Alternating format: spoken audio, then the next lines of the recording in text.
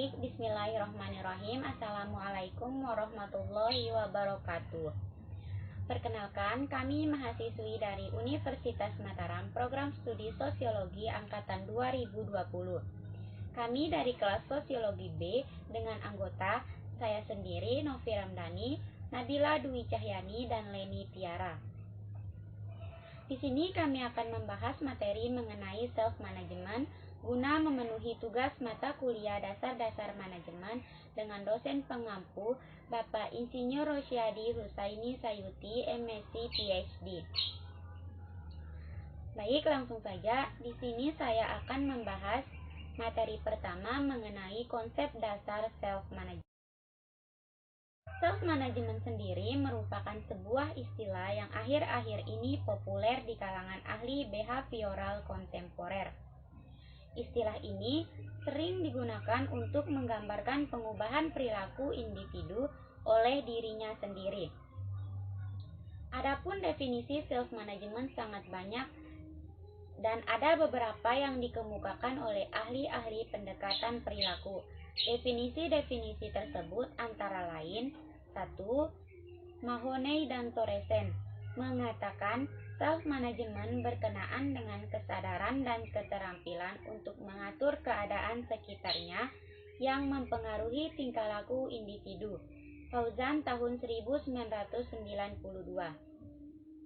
Yang kedua, Shelton tahun 1986 yang menggunakan istilah self-control berkenaan dengan tingkah laku yang menghargai klien dalam memikul tanggung jawab pada kegiatan mereka sendiri melalui pemanipulasian peristiwa internal dan eksternal.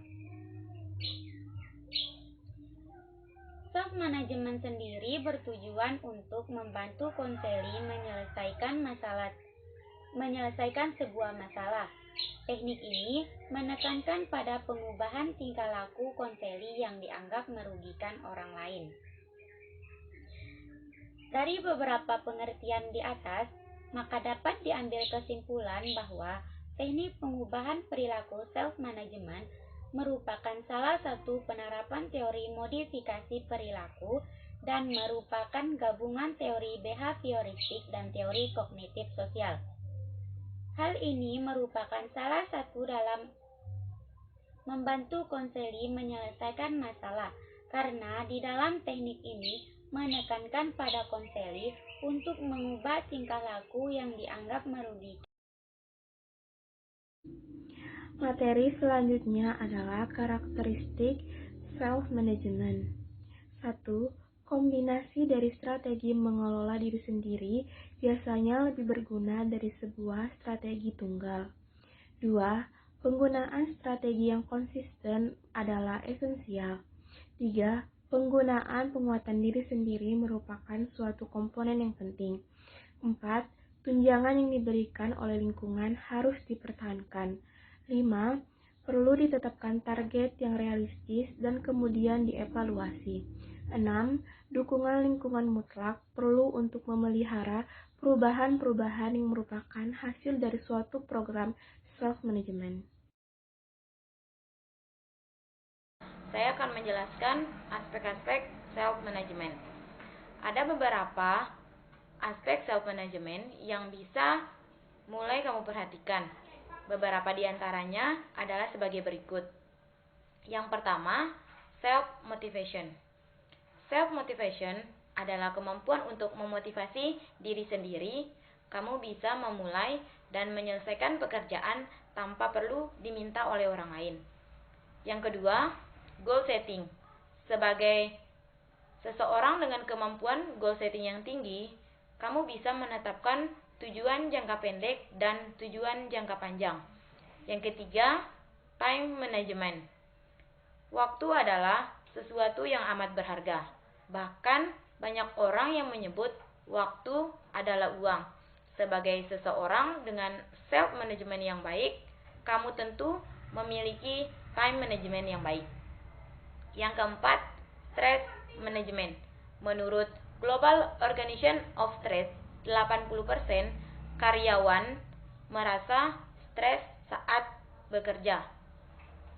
Selain itu, hampir Setengahnya mengatakan bahwa mereka membutuhkan bantuan dalam mempelajari cara mengelola stres. Yang kelima, organization, self-management, juga terkait dengan kemampuan organisasi yang baik. Baik, materi selanjutnya adalah prinsip-prinsip self-management. Prinsip-prinsip self-management. Self-management merupakan salah satu bagian dari kajian ilmu modifikasi perilaku untuk diri sendiri.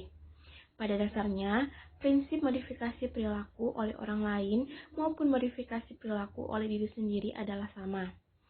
Prinsip-prinsip modifikasi perilaku diri sendiri antara lain: 1. Mengidentifikasi perilaku masalah.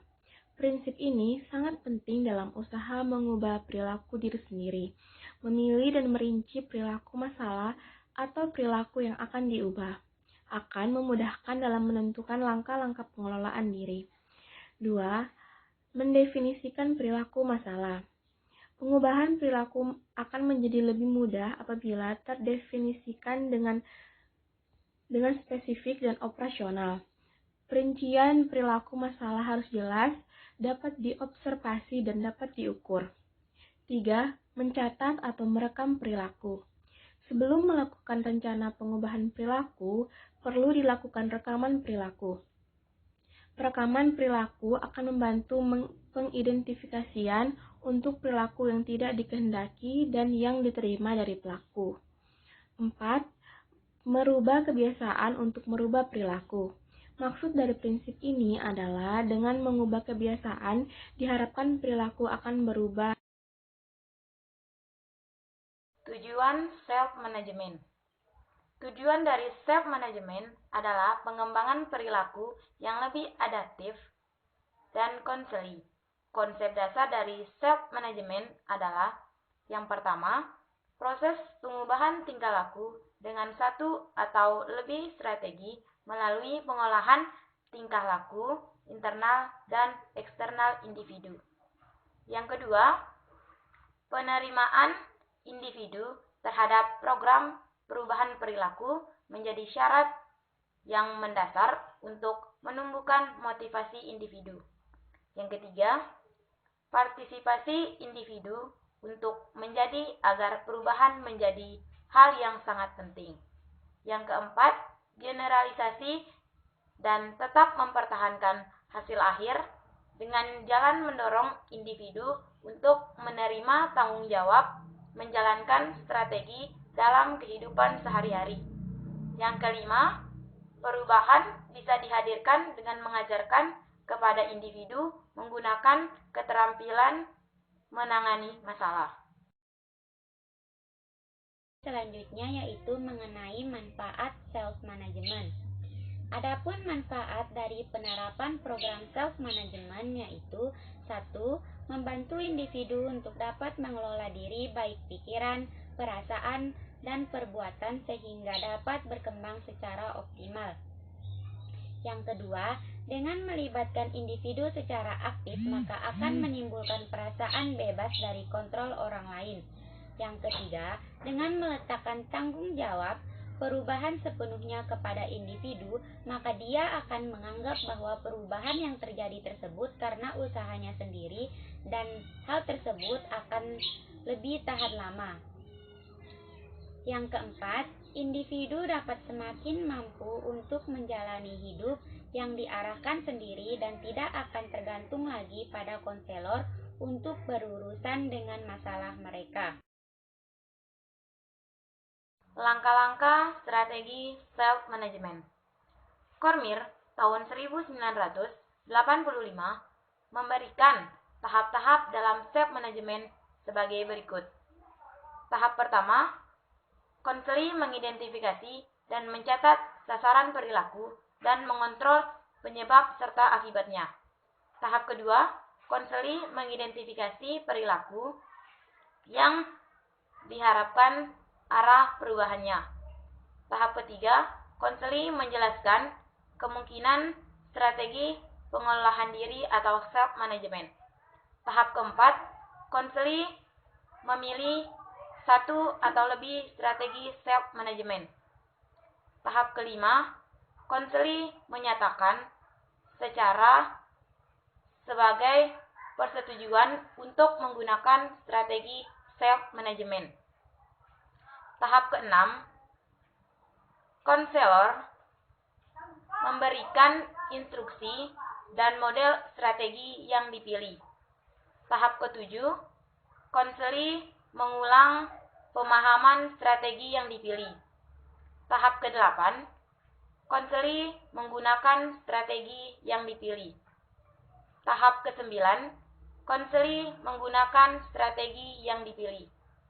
Tahap ke-10, data konseli diperiksa oleh konselor bersama konseli dan konseli melanjutkan atau membuat proses program. Tahap ke-11 atau tahap yang terakhir, membuat catatan dan penyajian data pada diri sendiri dan penguai demi kemajuan. Selanjutnya yaitu mengenai kegunaan dan keunggulan program self-management. Adapun keunggulan dan kegunaan self-management antara lain: 1. Individu dapat terlibat aktif dan dominan dalam pelaksanaan self-management. 2. Menciptakan kebebasan dari ketergantungan dan kontrol orang lain. 3. Pengubahan tingkah laku yang diperoleh lebih tahan lama. 4. Keterlibatan guru atau ahli pengubahan pikiran relatif sedikit. 5. Dapat meningkatkan generalisasi belajar. 6. Mudah dilaksanakan dan tidak mahal. 7. Menurut Roshidan Fatmawati tahun 2003 membuktikan bahwa pengelolaan diri dapat mengatasi masalah terlalu berat merokok, kebiasaan belajar yang jelek, tidak dapat tidur dan tidak dapat mengelola waktu dengan baik. Yang ke-8, menurut Shelton tahun 1983 membuktikan bahwa pengelolaan diri dapat dipergunakan untuk melatih sikap tegas. Yang ke-9, Richard tahun 1992 membuktikan bahwa dengan pengelolaan diri dapat meningkatkan prestasi belajar siswa. Kelemahan program self-management. Self-management sebagai suatu metode selain memiliki keunggulan juga memiliki beberapa kelemahan. 1. Pelaksanaan program ini sangat tergantung dari kesediaan individu. 2. Untuk tingkah laku sasaran yang bersifat pribadi, tidak jarang hal ini sulit diamati. 3. Penggunaan reinforcement berupa daya imajinasi hanya dapat disarankan untuk individu yang mempunyai daya hayal yang cukup tinggi. 4. Memerlukan pengetahuan dan keterampilan yang mencukupi untuk pengubahan diri. 5. Lingkungan sekitar dan keadaan diri sendiri individu di masa mendatang sering tidak dapat diatur, diprediksikan, dan bersifat kompleks.